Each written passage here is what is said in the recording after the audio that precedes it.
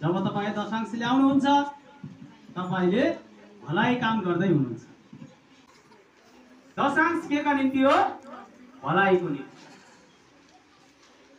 जब हामी दशांश ल्याउँछौँ, तपाईहरु जतिजनाले दशांश ल्याउनुहुन्छ परिश्रम गर्नुभएको छ। जब परिश्रम गर्नुहुन्छ त्यहाँदेखि तपाईँ आम्दानी लिनुहुन्छ अनि आम्दानीको स्रोतबाट छुट्याएर दशांश चर्चमा ल्याउनुहुन्छ। त्यो ल्याएपछि हो अल्लाहले त यति कमाएको रहेछ, यति परिश्रम गर्दैछ, कमाउँदैछ है, नल्याएपछि त है यो त कति अल्छे भएको, यति वर्ष भयो यो कसैको कहिल्यै कमाउँदैन, त्यही त हो हामीले भन्ने होइन।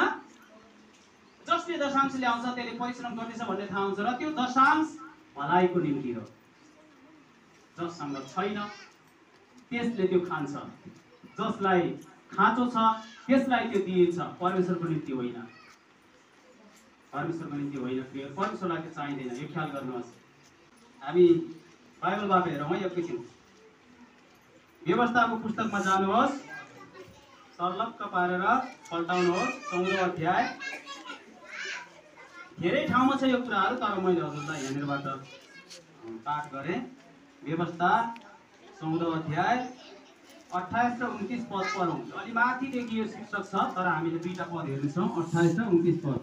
यहाँनिर यस्तै लेखेको छ, व्यवस्था 14औं अध्याय 28 र 29 पद। प्रत्येक 3 वर्षको अन्तमा वर्षको उब्जनीको सबै दशांश सहरको ढुकुटीमा ल्याउनु फर्क्याउनु। के तिमीहरूसित सहरमा बस्ने केही हिस्सा वा अंश नहुने लेवीहरू र परदेशी टुहुरा टुहुरी र विधवाहरू आएर अगाउन्जेल खाउन् र परमप्रभु तिमीहरूका परमेश्वरले तिमीहरूका सबै काममा तिमीहरूलाई आशिष दिउन्।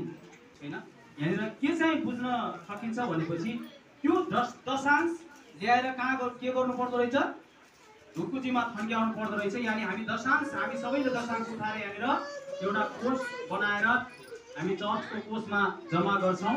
अनि त्यस पछाडि त्यस कोषबाट कसले अभावमा भएकाहरूले, टुहुरा टुहुरी परदेशी जसको केही कुरा छैन, पुगेको छैन, अपुगमा छ, त्यसलाई सहायताको निम्ति त्यो कुरा दिन पर्दछ। जुन कुरा अहिले पनि हाम्रो मण्डली परिवारले अथवा हाम्रो मण्डलीको सिद्धान्तले गर्दैछ, त्यो हामी दशांश उठाएर खोइ हामीले त उठाएर यहाँ राखिदिएका हौँ, परमेश्वरलाई चढाएका हौँ, कसले खायो, कहाँ गयो, त्यो कसरी हरायो, अथवा त्यो परमेश्वरले खानुभयो होला, त्यस्तो भन्दैनौँ हामी। दशांश उठेपछि त्यसको सब आय व्यय हुन्छ, कसलाई कहाँ कतिखेर खर्च गर्ने, को चाहिँ साँच्चै अभावमा छ त्यो कुराहरू हेरेर दिने गरिन्छ। बुझ्दै हुनुहुन्छ? हालेलुया, परमेश्वरको महिमा होस्। यति जानेर पनि परिश्रम गर्दैन भने र आफ्नो भलाइ कार्य देखाउँदैन भने त्यो चाहिँ के हो? मूर्खता हो। मेरो काम, मेरो मर्जी, मेरो जीवन हैन, म सुतेर बस्न सक्छु, म बसेर बस्न सक्छु हैन, म कामै नगरेर पनि बिताउन सक्छु, अरूले हस्ताक्षर गर्ने कुरा छैन भन्ने पनि लाग्न सक्छ। त्यो मानिसको विचार हो। हरेक मानिसलाई आफ्नै विचार ठिक लाग्छ, तर हृदय जाँच गर्ने परमप्रभु हुनुहुन्छ।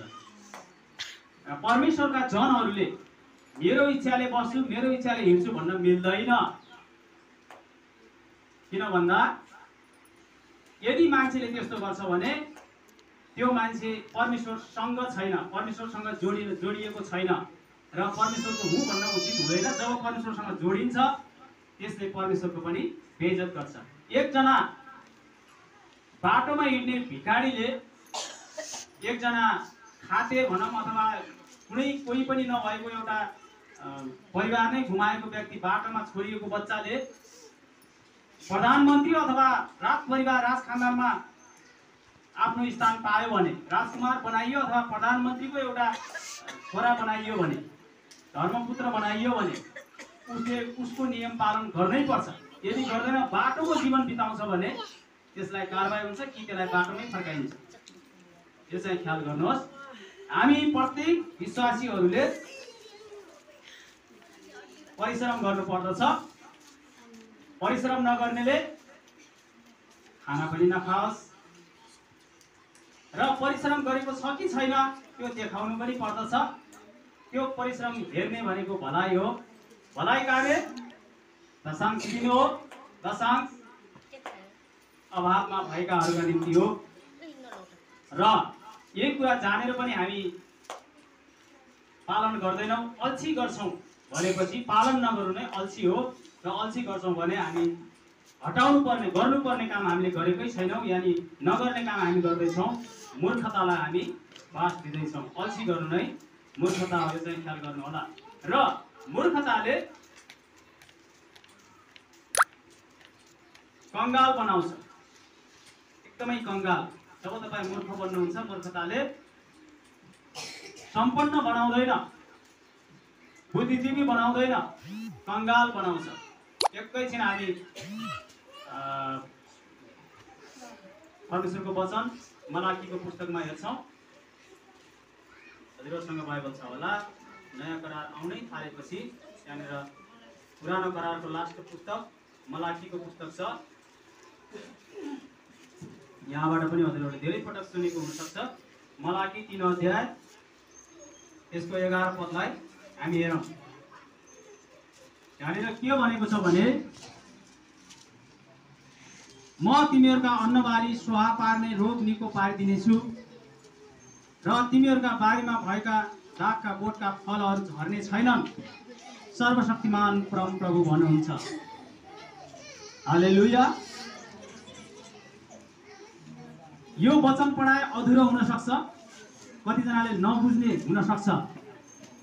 यहाँनिर भन्न खोजेको कुरा, तपाईले भलाइ कार्य गर्नुभयो भने, तपाईले दशांश दिनुभयो भने, अनि तपाईको खेतीबारीमा त्यो सबै खेतीबारी नै स्वाहा पार्ने खालका रूढीहरू, रोग बिमारहरू उहाँले निको बनाउनुहुन्छ। तर तपाईले भलाइ कार्य गर्नु भएन भने त, यानि तपाईले परिश्रम गरेर त्यो भलाइ कार्य देखाउन सक्नु भएन, यानि परिश्रम नै गर्नु भएन भने त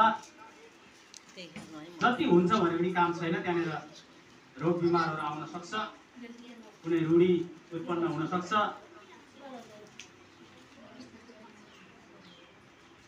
यहाँनिर सामान्य खेतीबालीको कुरा भएको छ। प्रियहरू, तपाईँ हाम्रो सबभन्दा ठुलो खेतीबाली हाम्रो बच्चा हो। एउटा बच्चालाई करोडौँ लाग्ने रोग लाग्यो, मर्दैन, उपचार गर्नुपर्छ भनेपछि के हुन्छ? त्यसमा रूढी आयो भने के हुन्छ? ख्याल गरौँ। एकदमै डरलाग्दो कुरा छ। यहाँनिर हामीले ख्याल गर्नुपर्छ कि हामीले मूर्खता चाहिँ कहिले पनि पाल्नु हुँदैन। मूर्खतालाई फाल्न पर्छ। हालेलुया। मूर्खतालाई हजुर फाल्न पर्छ, हटाउन पर्छ। हामी सबै को कस्ता छौँ त्यो कुरालाई ख्याल नगरेर, एकतामा भएर, जसले जहाँ जति सक्छ आफ्नो तर्फबाट परिश्रम गरेर भलाइ कार्यमा लाग्न अति नै आवश्यक छ। र कहिले पनि यो ख्याल नगरौँ कि हाम्रा परमेश्वरलाई दशांश दिनुपर्छ, हामीले परमेश्वरको निम्ति सङ्गति जानुपर्छ, हामीले परमेश्वरको निम्ति बाइबल पढ्न पर्छ। होइन प्रियहरू, कसका लागि हो? येशूका लागि। येशू भने के हो थाहा छ? येशूको अर्थ थाहा छ? मुक्ति।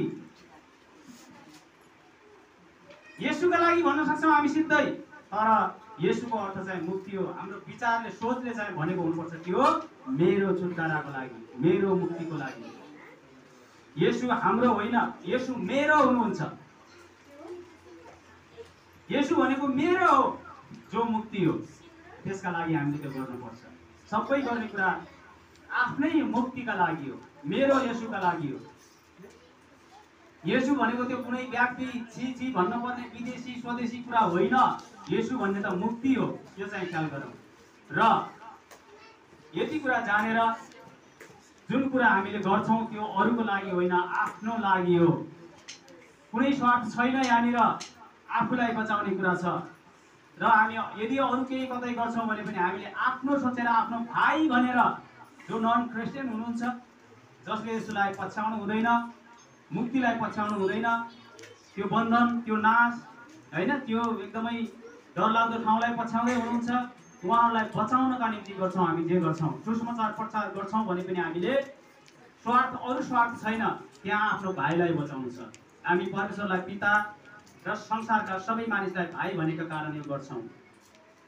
यहाँनिर कुनै घमण्ड अथवा कुनै स्वार्थ छैन, आफ्नो भाइलाई बचाउने कुरा छ। यो चाहिँ ख्याल गरौँ।